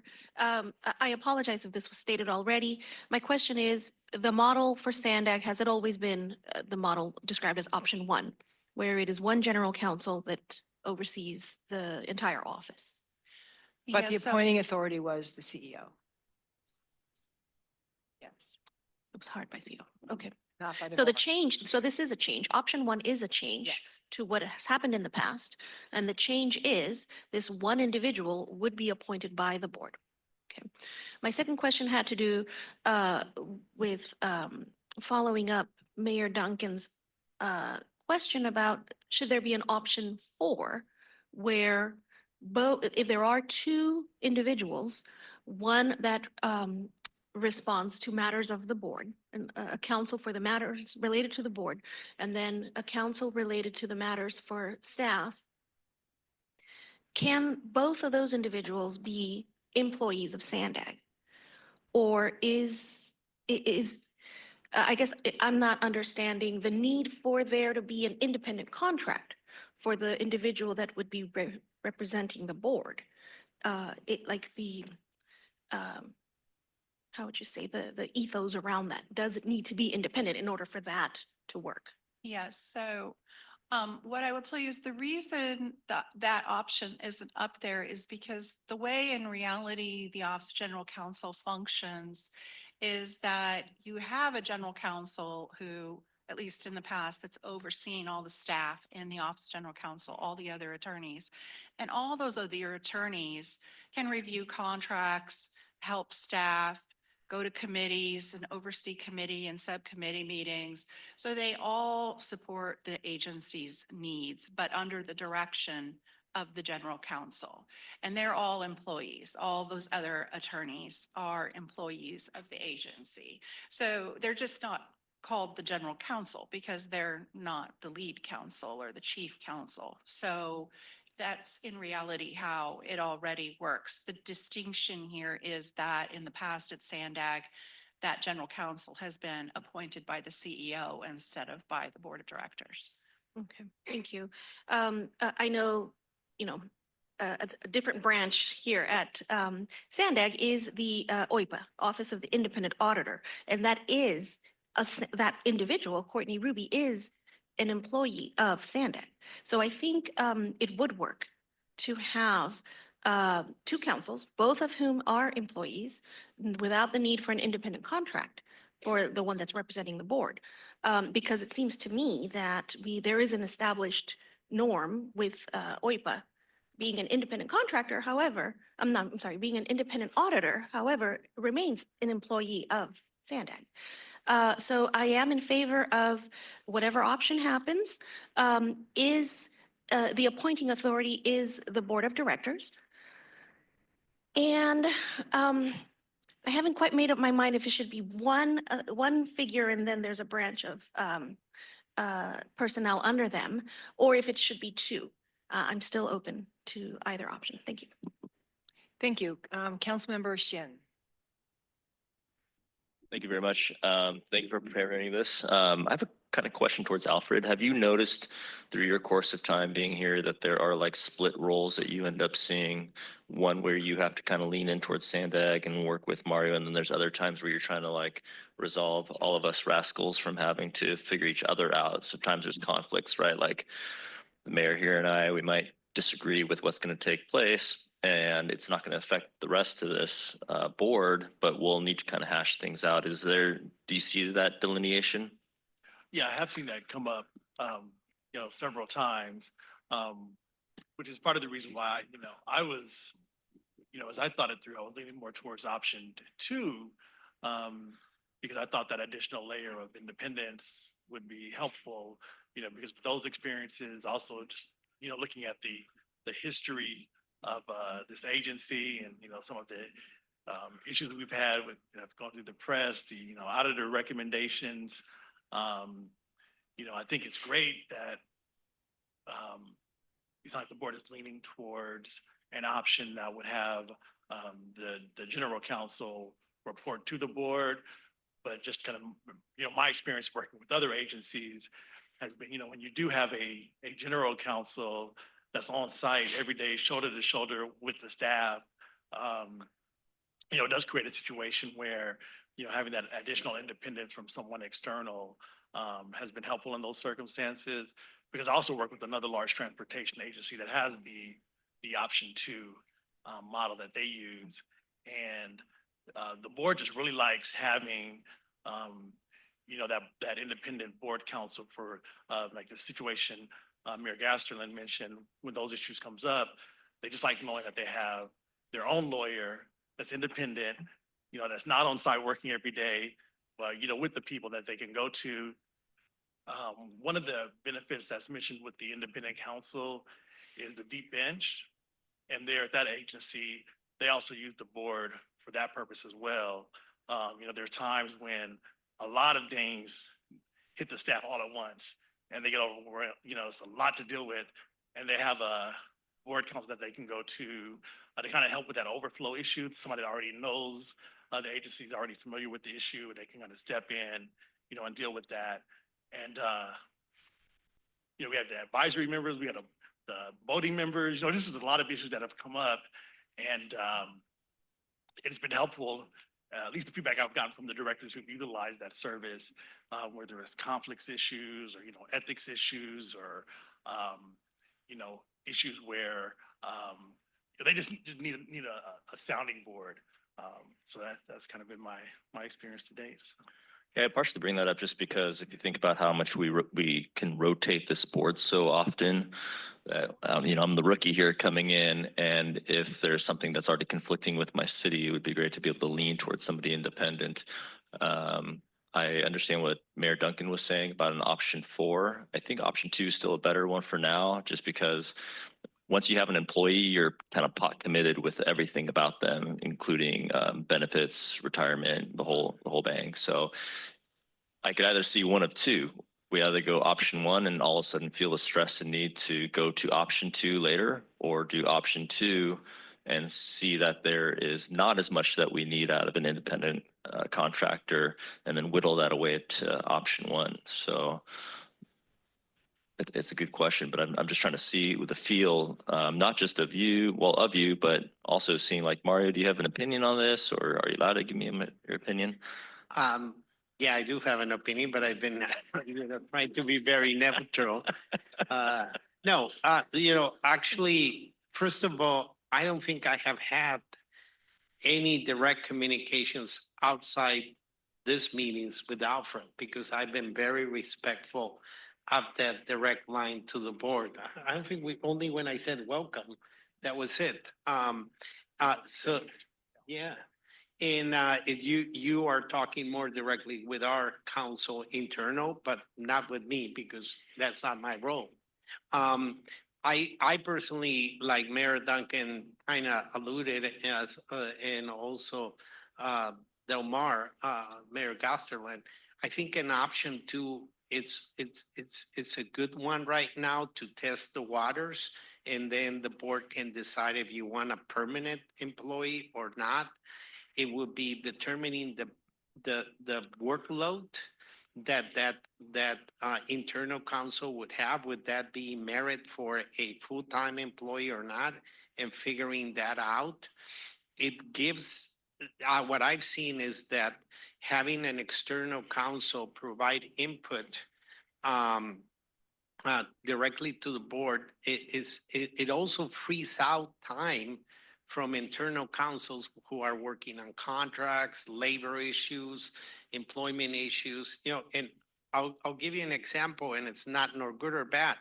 We're having this discussion because the external counsel had an opinion that overruled the prior opinions, saying that there was needed legislation change that needed to happen to have this dialogue. And they went and did more in-depth work and analysis. That was a plus, right? So that's where kind of I lean in that perspective. And like it was mentioned, it could be a hybrid right now for a year, and then the board can test the waters and see how happy or not you are. But I do see an advantage having that separation and providing, like Mayor Gasterland said, it would have been a very difficult conversation to have with her on the conflicts of interest, because we were probably not aligned in what the agency was proposing and the city wanted to had their interest there. So that's my 2 cents into my recommendations.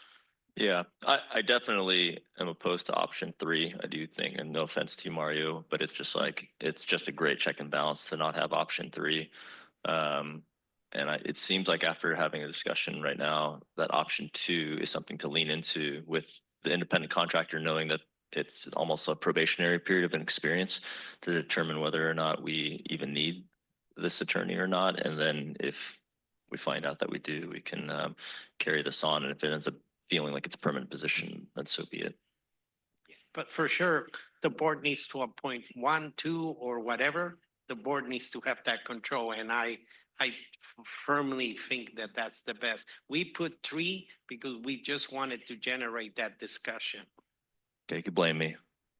Thanks. Thank you. Councilmember Cazares. Thank you. I had similar thought process to Councilmember Shin, and now that we've heard from staff, I agree that I think option 2 is worth trying and seeing if this still makes sense in a year, especially because we are kind of trying it right now with Alfred. Also, specifically on the slide where it's employer independent contractor decision, and it's got kind of like the pros and cons for each. I think having an independent contractor with that deeper bench of knowledge is very important, but also having them easier to terminate, I actually think in a lot of ways means that we're going to get better counsel. We have seen in some jurisdictions, attorneys get very comfortable and can, sometimes be making decisions based on, boards or staff where they've leaned historically, and not so much on what they're seeing that is working well in other jurisdictions. And so I'm happy to support 1 if that's what we end up deciding on, but I think option 2 is worth a shot. And I think the independence and knowing that it's a contract and they're easier to terminate will kind of hold them accountable and hold the board accountable, since we're going to be the ones appointing them. So I lean toward option 2. Thanks. Thank you. Councilmember Fisher. Thanks, Chair. Ms. Wiley, real quickly, in your presentation, it mentions that having an independent contractor would be in the neighborhood of $200,000 to $250,000 more per year. If we were to select option 2 and had 2 councils, would that number still hold true, and why? Yes, so in all cases, we still need to replace, because of workload purposes, the in-house chief counsel role. So that's your underlying cost, that 380 or 360 to 580, including benefits and everything. The additional 192 to 250 is based on the current role that Alfred is performing for you, extrapolated out based on what we've been getting billed thus far for those services, and assumes no real change in how much work we're giving to that firm. So should the board define the workload for Alfred more broadly, that number would go up. If you continue to use his firm services at the same level you currently are, we extrapolated it out to be somewhere between 192 and 250,000 a year on top of the salary for the in-house attorney.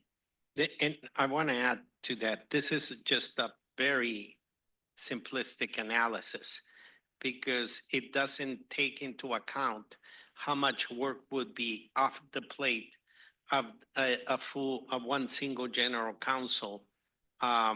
Excuse me, how much more work one single general counsel would have that may require us to hire an additional deputy attorney or something like that. So I do, the point is well taken and it's just face value, but based on workload, then we would have to analyze if we would need to bring in a junior or a senior attorney to help out with that additional workload, because one single general counsel would be spending some of their time or a good chunk of their time taking care of board matters directly. So I just want to put it out there. We don't have a number for that. We don't have a metric or a baseline for that. So Julie's comparison is just, having two, what it would cost versus having one, but there's no analysis on the workload and what that would require on the back end. I think it would be important for us to, obviously, it would be in the future meetings, but it's pretty big expenditure and it's probably worthwhile, but I think it's something we'd probably look at as well. Thank you. So where were you leaning? Option two? Again, it comes down to how much it's going to cost. That's where I get, that's my sticking point. I like option two, but I prefer option one. But I'm cheap, so I'm just going to make sure I'm cheap. You get what you pay for, remember? Okay. Airport Authority Board Member Cabrera. Thank you, Chair. Just wanted to echo Commissioner Malcolm's thoughts. First of all, with regard to option two, at least just from my experience, both as a lawyer and on a governance side, my concern would be the information deficit that the outside counsel would have.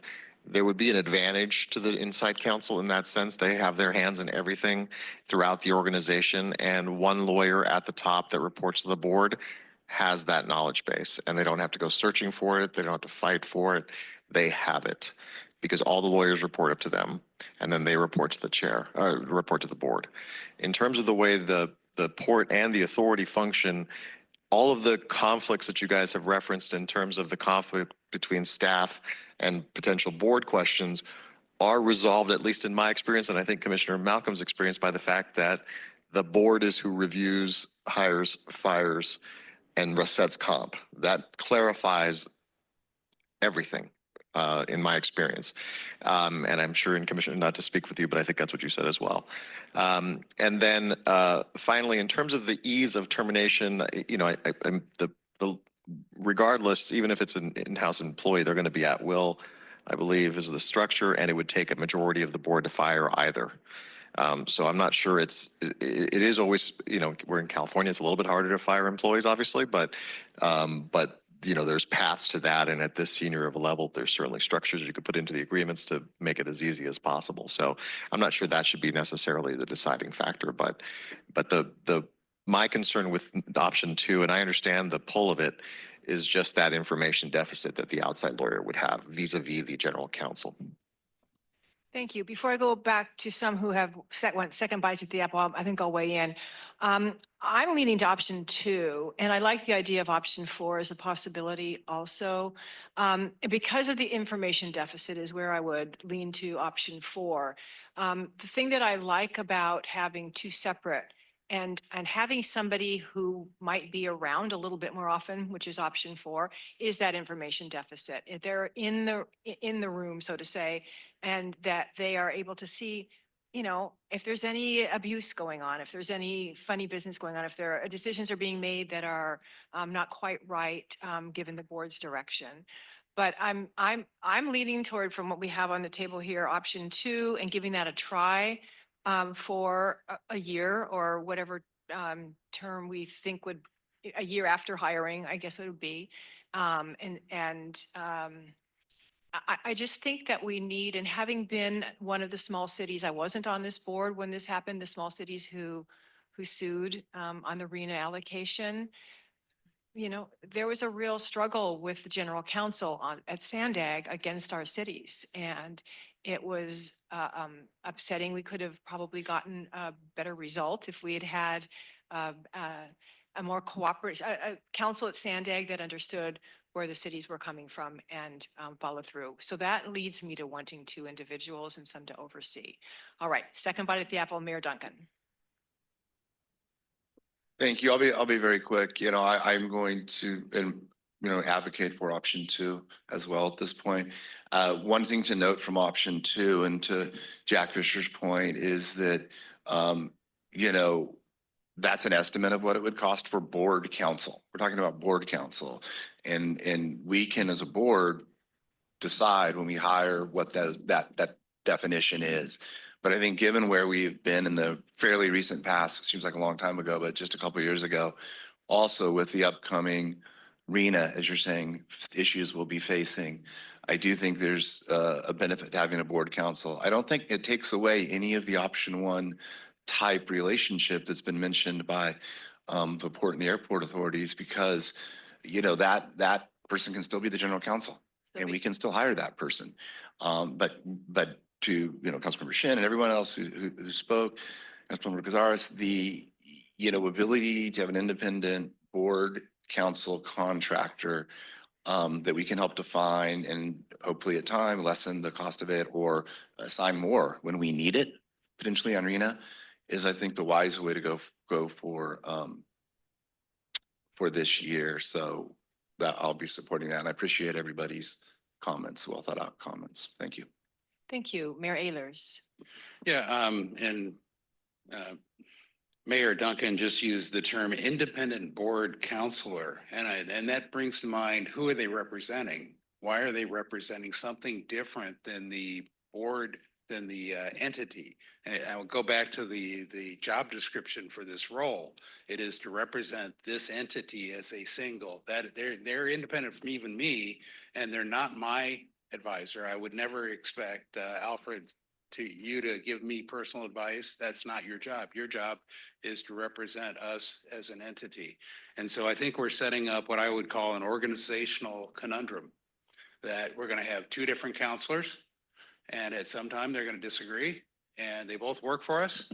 And the question is, which one do we listen to? And ultimately we'll have to vote on which way we go. I would prefer having a single set of authority, single authority for the Office of General Counsel. I think it's lowest cost by far, and we're going to have somebody here. We're going to have, and I want one person managing the entire organization. The last comment I'll make is versus option 1 versus option 2. There's nothing so permanent as a temporary government position, right? And so I would argue, why don't we go for 1 year with option 1 and see if we do have a problem that we need an option 2. And I think that's the lower cost way to go, probably more efficient way to go, and you only have 1 to hire. Thank you. Thank you, Vice Chair LaCava. Thank you. Do you want a motion to extend the meeting to 1 o'clock? Let's extend the meeting to 12:45. Okay. We have a motion to extend the meeting. Do we need to vote on that? Is that how we do it? Yeah, we need to vote on that. Thank you. Thank you, independent counsel. Would you like to make that motion? I'll move that we extend the meeting to 12:45. Second by Sanchez. Very good. Please vote with your devices. So that means we got 15 minutes. Vista is gone. Okay. Escondido, there you go. Okay, we're extended 15 minutes. All right, try to be brief. I originally spoke in support of option one, but I appreciated Mayor Duncan's comments. And with one of the newest board members, I always appreciate being reminded that we come into this conversation with a little bit of baggage. And I think we're still in a transition period, and a very good transition period. I appreciate Mario's leadership. So that did sway me. I think it's a little bit easier to do the option two with the independent contractor. And if we decide we have greater confidence in the general counsel that we hire, that we can pretty easily dismiss that. I am fascinated by the option four that the mayor introduced as well. I would say that if we do go with option two, I am concerned as well about the information deficit.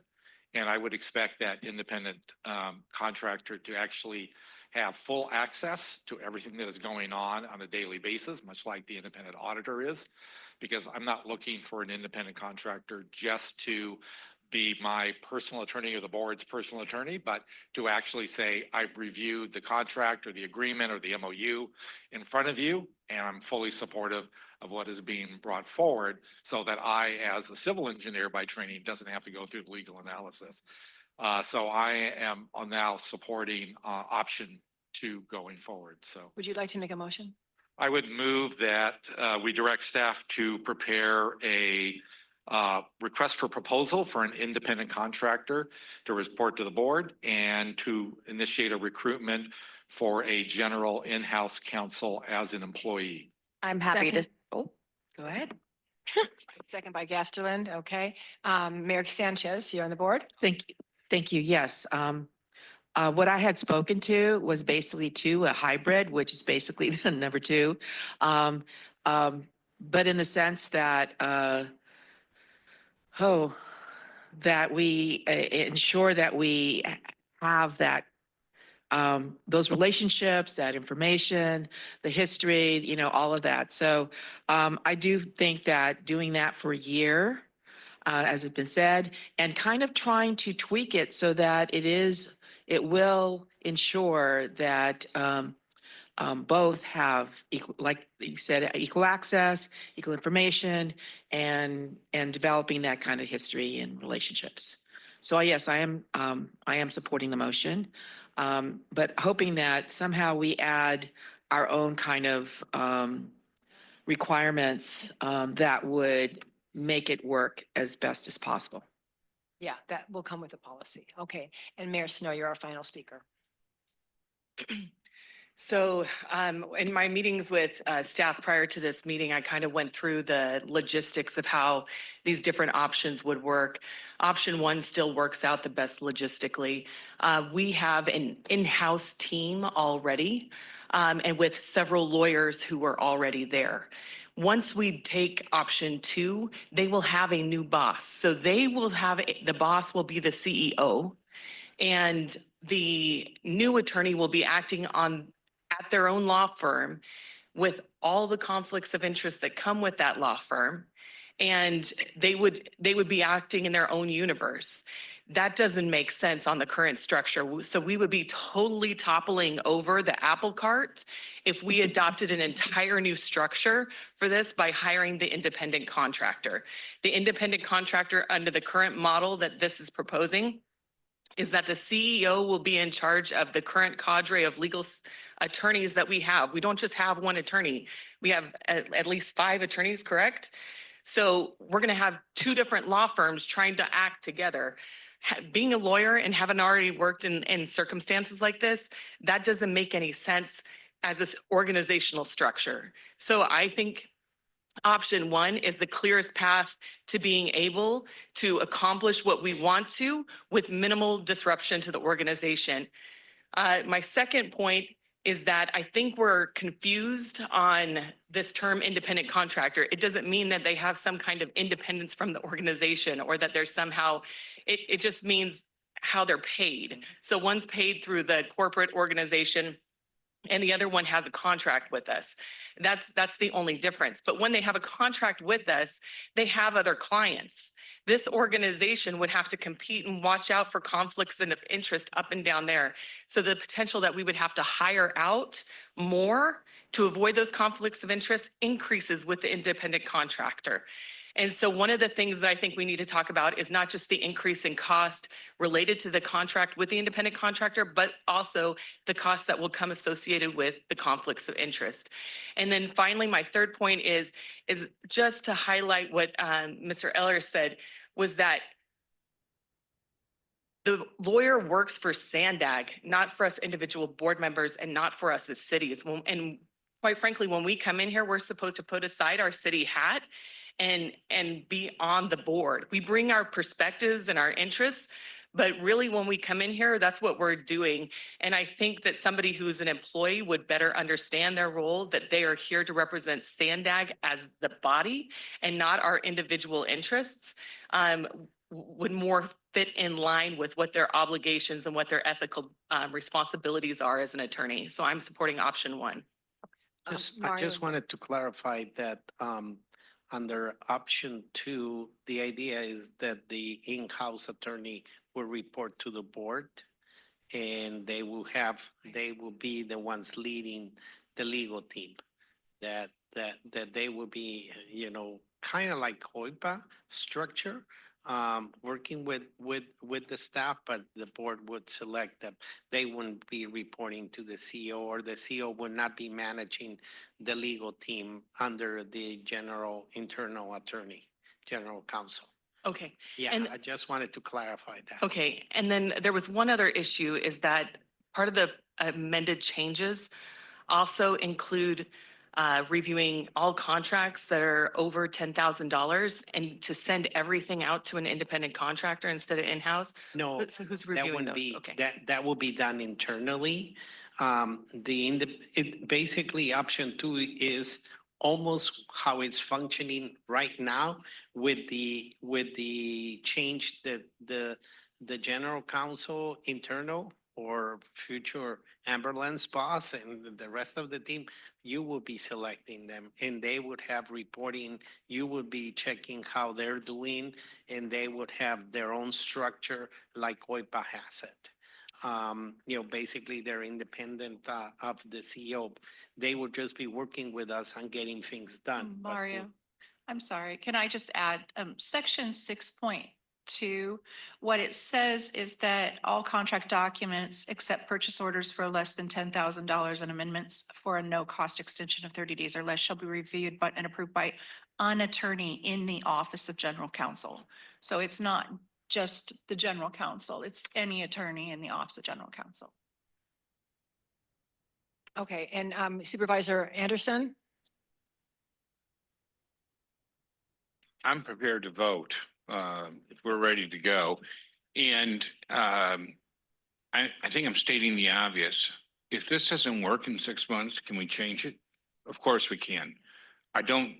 We need to make our best effort right now, but it's okay to be wrong as long as we change it. So I'd like to call the question. Okay, sorry, Mary Earlers again. Okay, all right, let's vote. The vote has been called.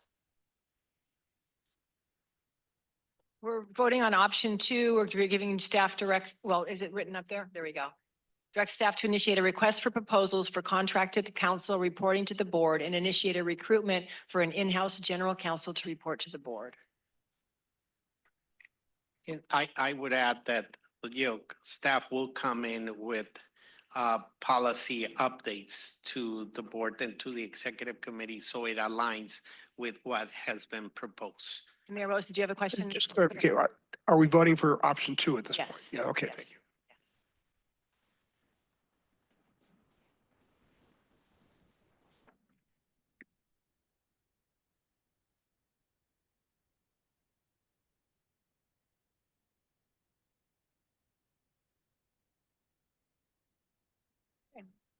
That passes. We are now adjourned until, where am I? Our next board meeting, which is April 23rd at 9 a.m. This meeting is adjourned. Thank you very much.